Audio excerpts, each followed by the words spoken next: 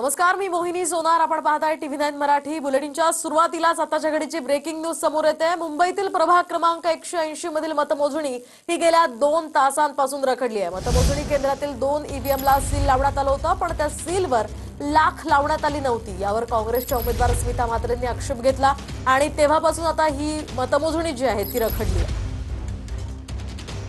अधिकची माहिती जाणून घेऊयात आमचे प्रतिनिधी अक्षय मंकणी यांच्याकडून. अक्षय, काय सांगाल, काय अधिकचे अपडेट्स या ठिकाणचे?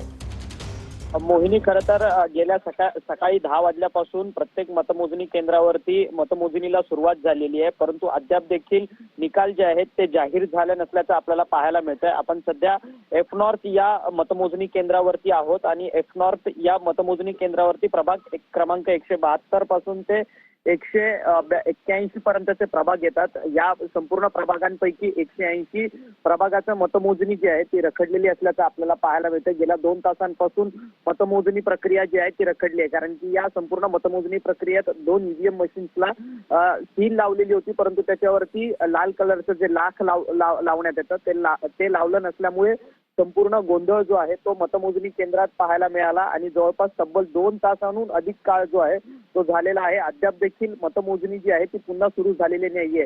अद्याप तीनच फेऱ्या ज्या आहेत त्या मतमोजणीच्या नक्कीच धन्यवाद अक्षय दिलेल्या या सविस्तर माहितीसाठी.